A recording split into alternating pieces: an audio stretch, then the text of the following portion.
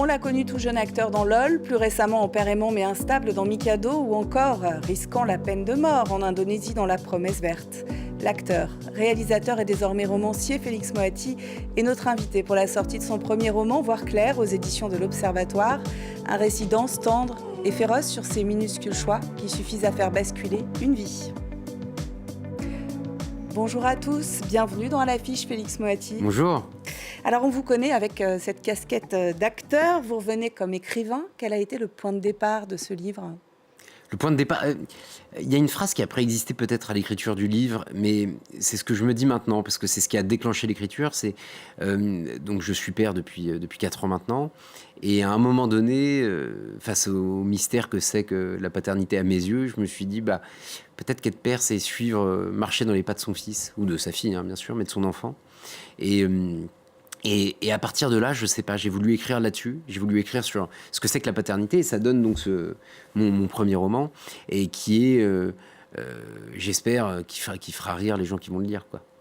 Dès le début, il est question de votre double, Oui. prénommé Joachim, un écrivain, paralysé par l'écriture.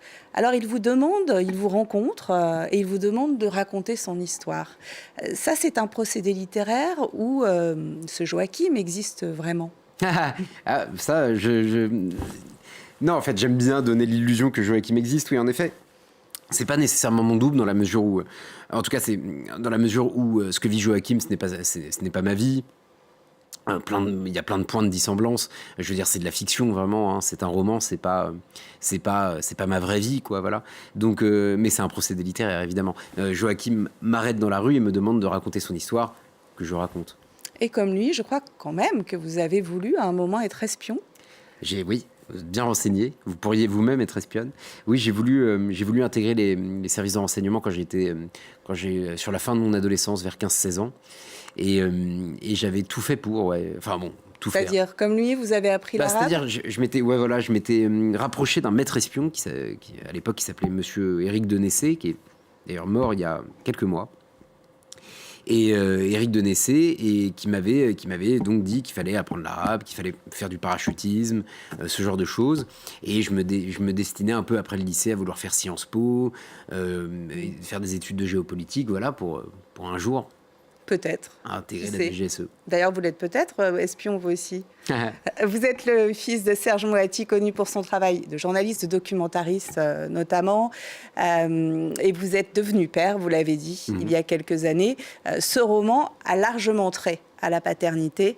J'aimerais justement que vous nous lisiez un passage. Je dois mettre mes lunettes, je suis désolé, je ne suis plus d'une prime jeunesse. C'est un chapitre qui s'intitule « Journal intime ». On vous écoute, Félix Moati. Il n'écrivait plus que dans son journal intime. Il avait commencé en 2019, un an après la naissance de son fils, et il n'y a pas vraiment de mots pour le baby blues des pères, peut-être parce que ça n'existe pas, mais voilà, c'était ce qu'il ressentait, un baby blues. Il s'était donc acheté un beau carnet, un carnet en cuir noir, sobre, et chaque matin il écrivait des choses. Il ne s'était pas arrêté jusqu'à aujourd'hui. Il écrivait tous les jours, tous les matins. Il se refusait désormais à la fiction, ça l'angoissait, il lui trouvait un trop grand pouvoir. Alors voilà, c'est une des questions qu'on se pose à vous lire. Est-ce que ce carnet existe ? Est-ce qu'il aide ? Est-ce que l'écriture aide à sortir de ce baby blues des pères que vous décrivez ?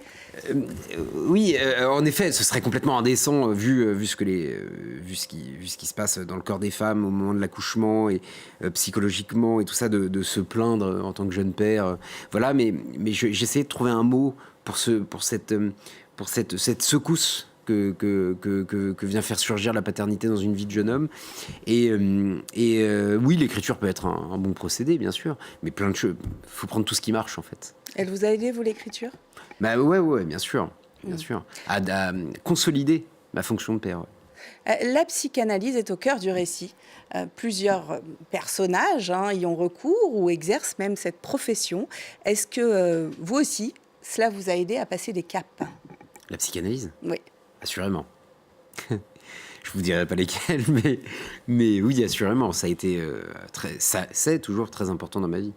C'est toujours très important dans une vie, justement, dans une carrière au cinéma comme la vôtre, qui a commencé il y a 15 ans. Il y a forcément des succès, il y a forcément des échecs. Est-ce qu'il y a une remise en question à chaque fois ? Oui, nécessaire. Une vie d'acteur, une vie de... Quand on se lance dans une vie artistique, comme celle d'acteur, de cinéaste, d'écrivain, de danseur, nécessairement, ça ne peut pas être Un un encéphalogramme plat. encéphalogramme plat. Je cherchais l'expression consacrée que je trouvais plus. Et évidemment, il y a des hauts et des bas. C'est des montagnes russes. Il y a des périodes plus fastes que d'autres. C'est absolument inéluctable. Ouais. En quelques mots, est-ce que vous pourriez nous donner les grandes thématiques de votre récit que j'ai trouvé dense, foisonnant, plein d'idées, féroce et tendre à la fois. Vous parliez d'humour tout à l'heure.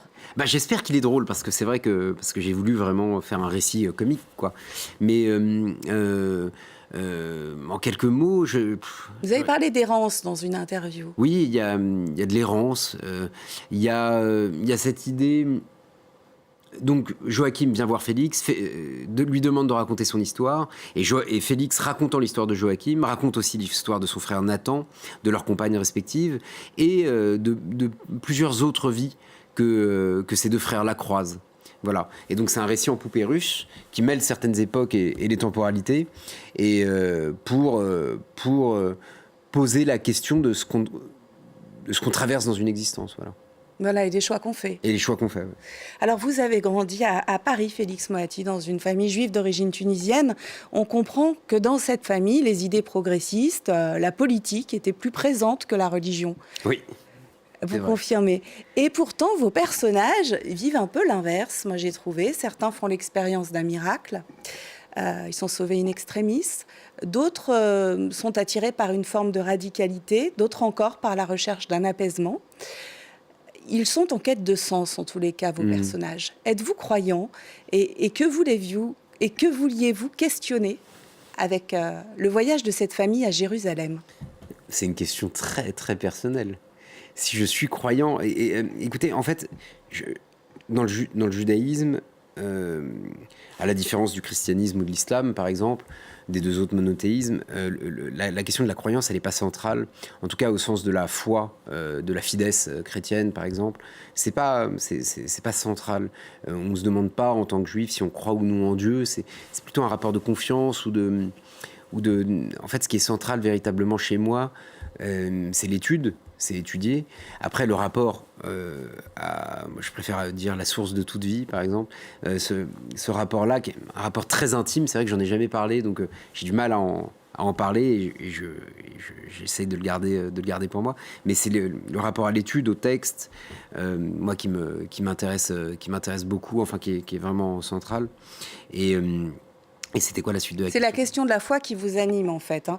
Et je disais, pourquoi dans le récit, qu'est-ce que vous voulez questionner avec le voyage de cette famille quand elle part à Jérusalem ? Il fallait que cette famille, à la fin du récit, se retrouve dans un lieu qui est mythologique. Moi, je ne suis jamais allé à Jérusalem, mais dans un lieu qui soit porteur d'histoire, qui charrie toute notre mythologie. Jérusalem me paraissait parfait pour ça. Et donc, cette famille s'y retrouve, les deux frères, ils sont réunis, et à l'occasion d'une tragédie qui les touche tous, et chacun va sceller quelque chose de son existence là-bas. Deux de vos personnages sont des militants pour la paix entre Israël et les territoires palestiniens. Ils s'opposent à la colonisation. Bien sûr. Après un long parcours, évidemment, à travers le récit. Est-ce que vous suivez l'actualité récente dans cette zone du monde, dans la bande de Gaza, le cessez-le-feu fragile, la crise humanitaire, cette autorisation récemment de 13 nouvelles colonies en Cisjordanie occupée? Oui.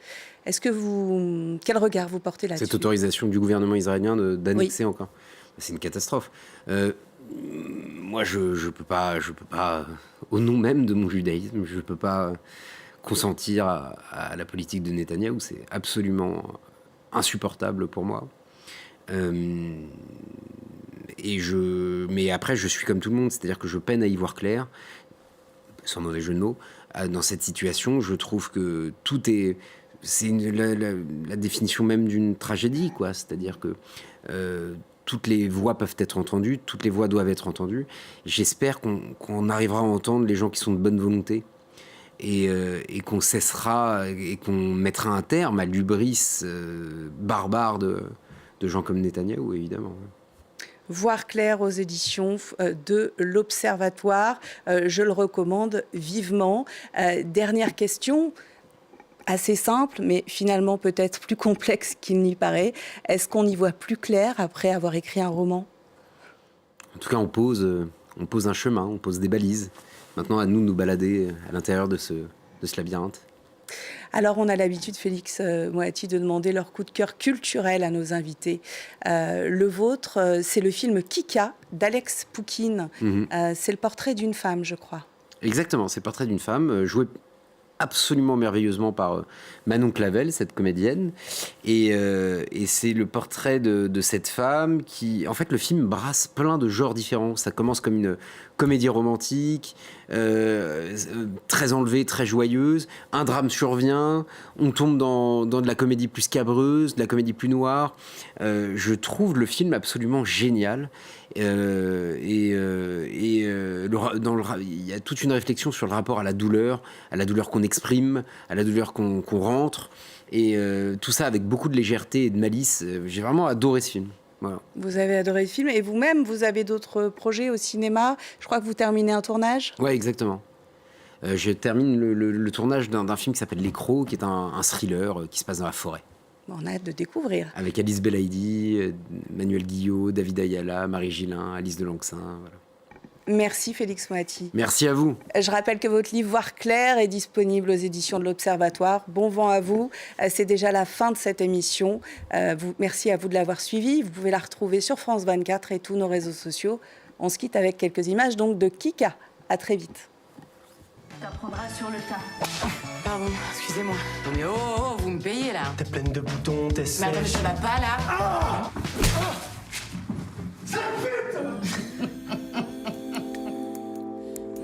Mais en vrai, pute, c'est comme assistante sociale. Dominatrice, je trouve que c'est quand même beaucoup mieux payé qu'assistante sociale. Je te vois et je m'inquiète pour la petite et je m'inquiète pour toi aussi. Je gère. C'est quoi que vous cherchez dans la douleur? Je cherche rien à la douleur. J'ai tout le temps mal.